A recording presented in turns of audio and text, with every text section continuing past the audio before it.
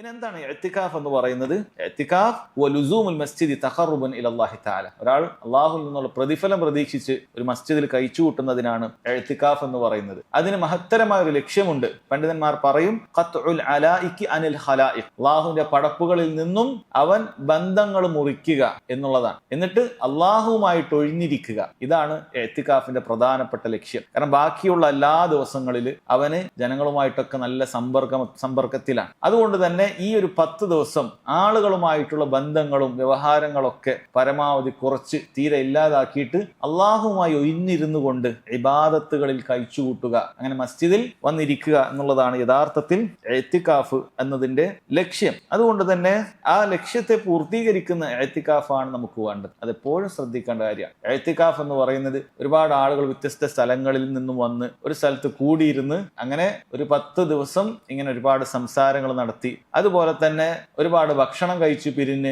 ഒരുപാട് സൊറ പറഞ്ഞ് ആ രൂപത്തിൽ പിരിയുക എന്നുള്ളത് സഹോദരങ്ങളെ, അത് ഇഅ്തികാഫിന്റെ ലക്ഷ്യത്തെ ഇല്ലാതാക്കി കളയാം. ഇഅ്തികാഫ് എന്തിനു വേണ്ടിയിട്ടാണെന്ന് തിരിച്ചറിയാത്ത ആളുകളാണ് പലപ്പോഴും ആ രൂപത്തിൽ അവർ മസ്ജിദിലേക്ക് വരുന്നത് തന്നെ. എന്തിനാണ്? കാരണം ചിലപ്പോൾ വർഷത്തിൽ ഈ ഒരു 10 ദിവസം മാത്രം കാണുന്ന ഒരുപാട് ആളുകളൊക്കെ ഉണ്ടാവും. അവർ ഒരുപാട് സ്ഥലത്തു നിന്നൊക്കെ അവിടെ ഒരുമിച്ച് കൂടും. അപ്പൊ ഈ ഒരു 10 ദിവസം എന്ത് ചെയ്യുക? ഒരുമിച്ച് എല്ലാവർക്കും ഭക്ഷണം കഴിച്ച് ഒരുമിച്ച് വർത്താനം പറഞ്ഞ്, ചിലപ്പോൾ ബാക്കിയുള്ള ദിവസങ്ങളിൽ പോലും വർത്താനം പറയാത്ത അത്രയാണ് ഇഅ്തികാഫിന്റെ രാത്രിയിൽ ആളുകൾ വർത്താനം പറയും. ഇത്ര വിരോധാഭാസമാണ് അത്. ഇഅ്തികാഫ് എന്ന് പറഞ്ഞാൽ ബാക്കിയുള്ള ദിവസങ്ങളെക്കാളും സംസാരങ്ങൾ കുറക്കേണ്ട ദിവസമാണ്. കൂടുതൽ ഖുർആൻ പാരായണമായി, ദിക്റുകളായി, ഇബാദത്തുകളായി, രാത്രി നിസ്കാരമായി, ഖിയാമുൽ ലൈലായി, അങ്ങനെയാണ് അതിന്റെ മണിക്കൂറുകൾ ചെലവഴിക്കേണ്ടത്. പക്ഷെ ബാക്കിയുള്ള ദിവസങ്ങളെക്കാളും കൂടുതൽ ആളുകൾ സംസാരിക്കാൻ ചിലപ്പോൾ ഈ ദിവസങ്ങൾ മാറ്റി വെക്കണം. കാരണം ഈ ദിവസം മുഴുവൻ ഫ്രീ ആണ്, വീട്ടിലില്ല, മസ്ജിദിൽ തന്നെ എല്ലാവരും മസ്ജിദിലുണ്ട്. ഇതേപോലെ ആളുകൾ രാത്രി മുഴുവൻ നേരം കാണുക എന്നുള്ള മറ്റു ദിവസങ്ങളിൽ ഇല്ല. അതുകൊണ്ട് തന്നെ പരമാവധി സംസാരം, പരമാവധി ഭക്ഷണം കഴിക്കുക, ഇങ്ങനെയൊക്കെ ആയി ഇഅ്തികാഫിനെ എന്ത് ചെയ്യുന്നുണ്ട്? പലരും അതിന്റെ ലക്ഷ്യം നേടാതെ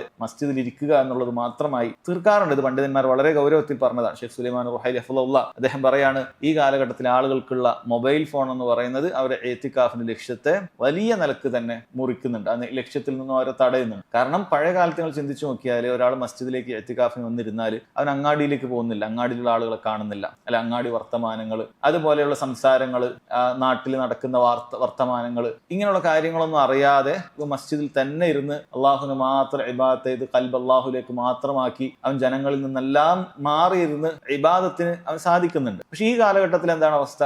ഈ കാലഘട്ടത്തിൽ അവൻ എവിടെ ഇരുന്നാലും ലോകത്ത് എവിടെ നടക്കുന്ന വിഷയങ്ങളും ഫിത്തനകളും ഒക്കെ അവന്റെ കയ്യിലേക്ക് എത്തുകയാണ്. അങ്ങനെ എല്ലാം കേൾക്കുകയും എല്ലാത്തിനും മറുപടി പറയുകയും എല്ലാത്തിനും സംസാരിക്കുകയും. ഇനിയോ കച്ചവടങ്ങളോ? അല്ലെ, കച്ചവടം പഴയ കാലത്ത് അവൻ വിട്ടുവിടുന്ന പിന്നെ അവന്റെ കച്ചവടമൊന്നുമില്ല. ഇന്നോ ഇവന്റെ കച്ചവടം നടത്തുകയാണ്. ഇങ്ങനെ മൊബൈലിലൂടെ കച്ചവടങ്ങൾ നടത്തുന്നു, ഓൺലൈനായി കച്ചവടങ്ങൾ നടത്തുന്നു. എല്ലാം മസ്ജിദുകളിൽ നിന്ന് ചെയ്യുന്ന ആളുകളുണ്ട്. മസ്ജിദ് യഥാർത്ഥത്തിൽ ഇത്തരം കച്ചവടത്തിന്റെ കാര്യങ്ങൾ പോലും ചെയ്യാൻ പാടില്ല എന്നുള്ളതാണ്. എന്നാൽ ചില ആളുകൾ അവരുടെ സംസാരങ്ങളും കച്ചവടങ്ങൾ ഉറപ്പിക്കുന്നതും കച്ചവടം നടത്തുന്നതും ഇതൊക്കെ മസ്ജിദുകളിലായി പോകുന്നുണ്ട്. അപ്പൊ അത് വളരെ ഗൗരവമുള്ള കാര്യമാണ്. ഇനി ഒരുപാട് കുട്ടികളെ സംബന്ധിച്ചിടത്തോളം നമുക്ക് വളരെ ഖേദത്തോടെ കാണാൻ സാധിക്കുന്നതാണ്, അവർ ഓൺലൈൻ ഗെയിമുകളും മറ്റുമൊക്കെ മസ്ജിദുകളിൽ വന്ന് മൊബൈലുകളിലൊക്കെ ഇഅ്തികാഫിന് ഇരിക്കാൻ വന്ന കുട്ടികളാണ്. അപ്പൊ വീട്ടിൽ നിന്നും ഇഅ്തികാഫ് ആണെന്ന് പറയുമ്പോൾ മൊബൈലൊക്കെ കൊടുത്തു വിടാണ്. അപ്പൊ വീട്ടിലാവുമ്പോൾ സാധാരണ രാത്രി അവർ മൊബൈലൊന്നും ഉപയോഗിക്കാത്തതായിരിക്കും. ഇഅ്തികാഫിന് വന്നിട്ട് മസ്ജിദിൽ ഇരുന്നു കൊണ്ട് ഒരുപാട് ഫോണിൽ കളിക്കുക, അങ്ങനെ സമയം കൊല്ലുക, ഇത് കാണാൻ സാധിക്കും. അതുകൊണ്ട് സഹോദരങ്ങളെ, ഇഅ്തികാഫ് എന്ന് പറഞ്ഞാൽ കേവലം മസ്ജിദിൽ ഒരുമിച്ച് കൂടുക എന്നുള്ളതല്ല. അങ്ങനെ മാത്രം ഉദ്ദേശിക്കുന്ന ആളുകൾ ഇഅ്തികാഫിന് വരാതിരിക്കലാണ് ഉത്തമം. കാരണം നിങ്ങളുടെ ഇഅ്തികാഫ് ഒരുപക്ഷെ മറ്റുള്ള ഒരുപാട് ആളുകളുടെ ഇഅ്തികാഫിന് അതിന് കോട്ടം വരുത്തുന്നതാണ്. അത് സ്ത്രീകളും പ്രത്യേകം ശ്രദ്ധിക്കേണ്ടത്.